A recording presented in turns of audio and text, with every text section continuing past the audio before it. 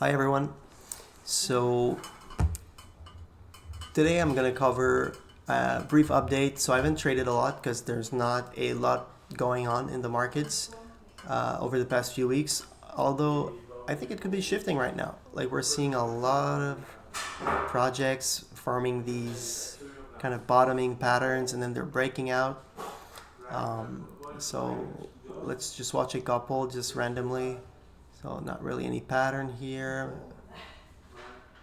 So Ondo is possibly one. Bunk is possibly one. Say is possibly one. So it's getting interesting.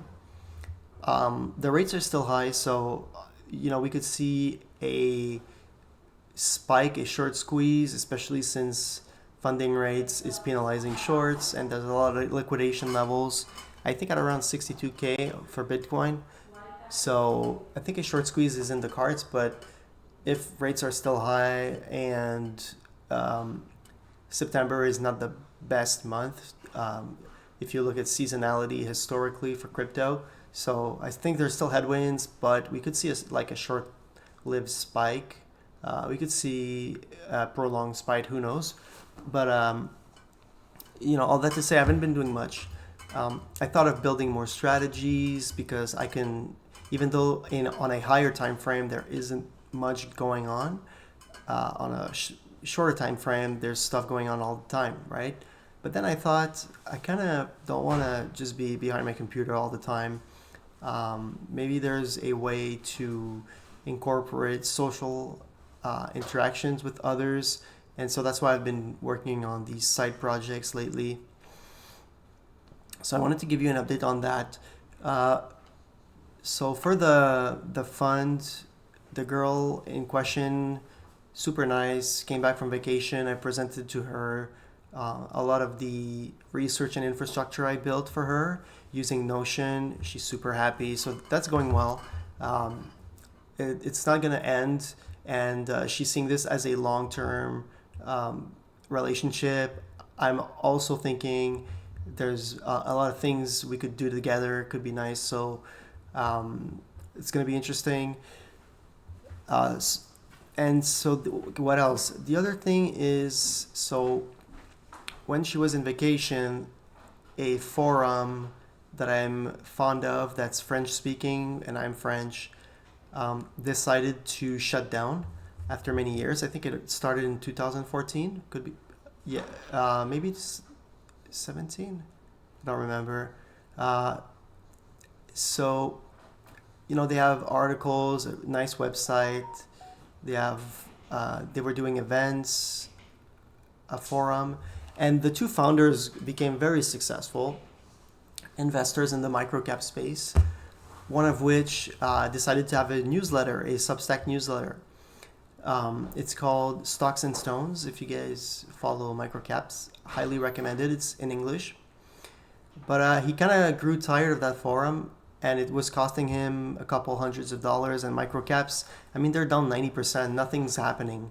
So I'm nothing in terms. I don't think in terms of P&L, it's super interesting for him to keep spending.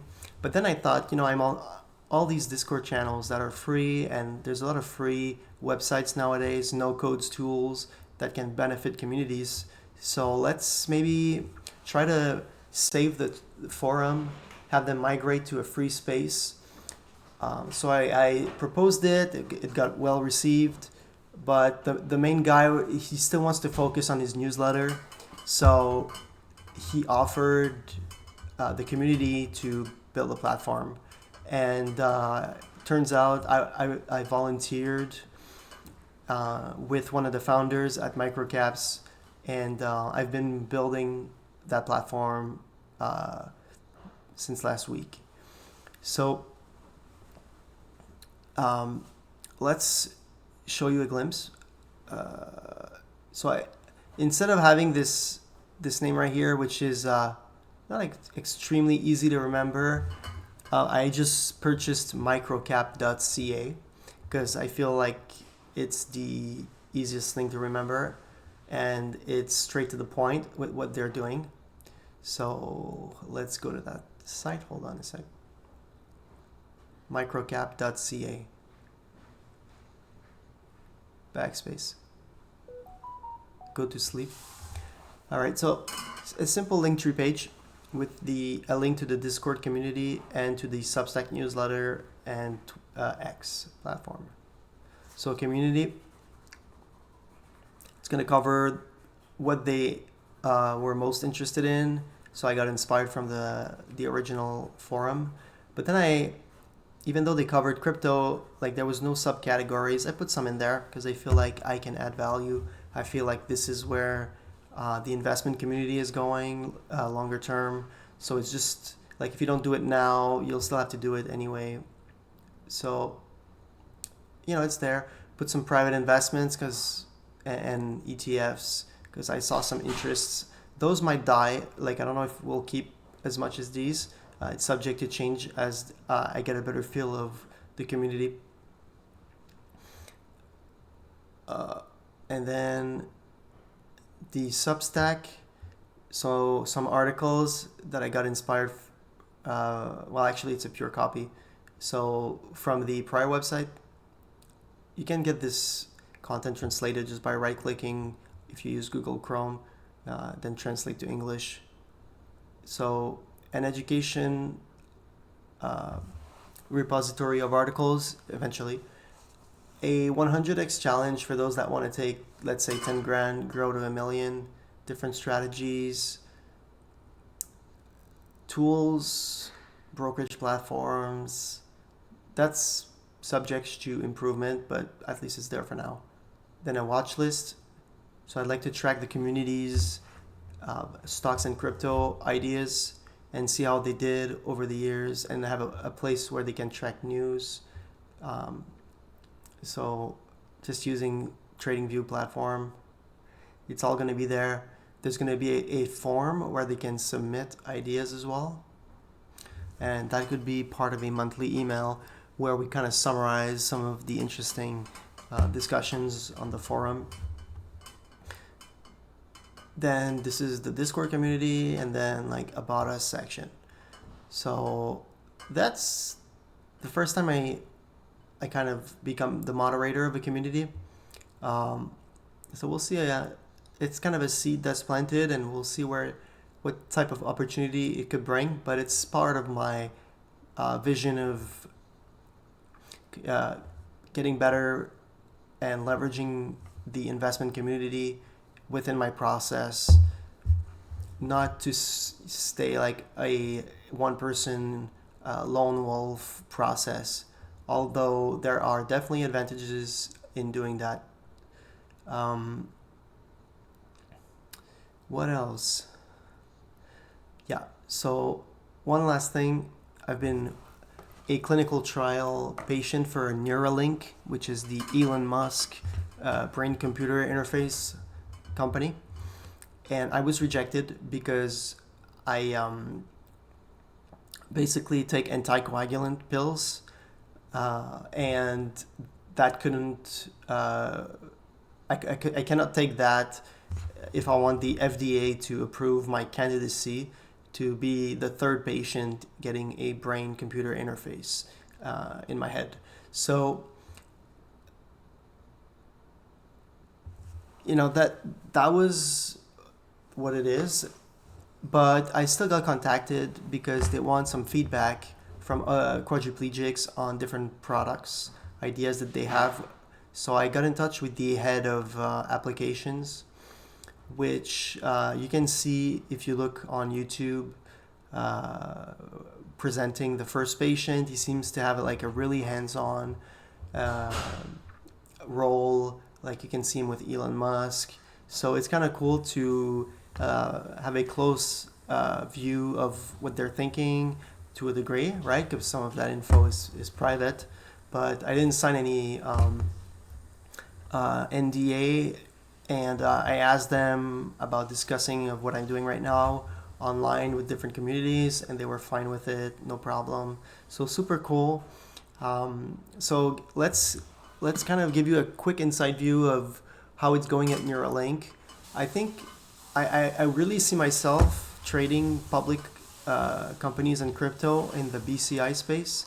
So I see this as kind of again planting a seed in somewhere that I feel where there's a lot of relevance, where I can add value and keep learning and developing myself within these niches, and eventually have this benefit my position trading, and maybe even eventually investments. Uh, so so yeah. So there's BCI, but there's also quantum computing, which I can eventually get to in another video. So all that to say, out of the 180,000 US quadriplegics, only 2,000 applied, so that's a 1.1% application rate, roughly. And those are the numbers that I was given, which were always like broad estimates, you know? So it's important to keep that in mind. Myself being from Canada, they're now open to Canadian. So I'm only looking at these numbers, but you could add 10% probably, because Canada is also now allowed to apply, and they're roughly like 10% more or less the population of the US. So yeah, like there, as you can see, the percent of the population that's quadriplegic is very small, so very niche. So that's how they got to that number, right?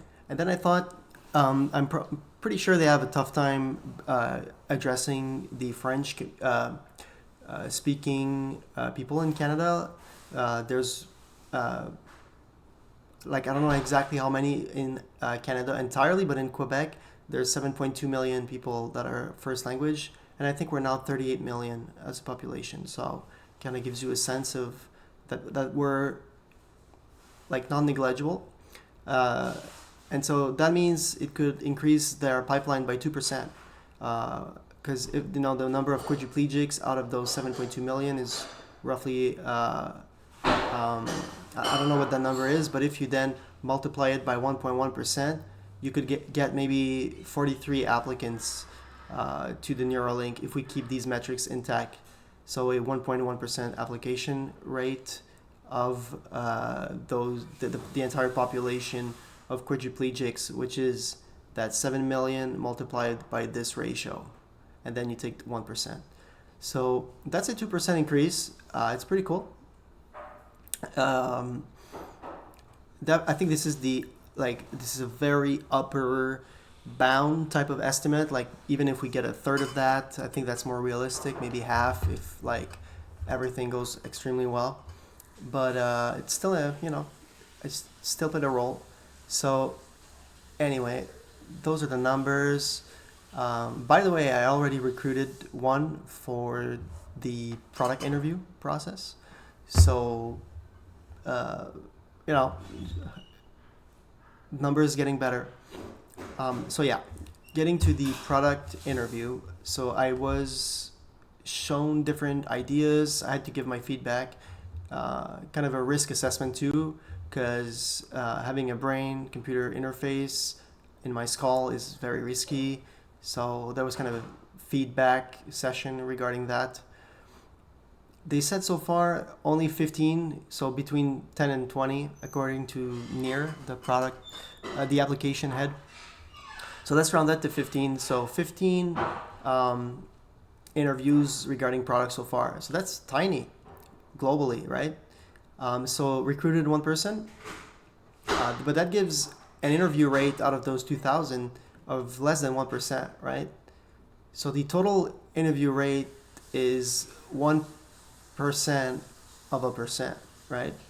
So pretty terrible, but that's how it starts. It's fine, and I'm sure they'll get it. Like, there's no way they fail because of this. So yeah, the number they're trying to reach is 50 candidates to interview for the product. So they have 35 left, and they're expanding in the UK. So I'm not sure if that could help, because they just opened, but we'll see. So that's it for today. I hope you enjoyed it. If anything, you can reach out to me at founder@hyper.ninja. Goodbye.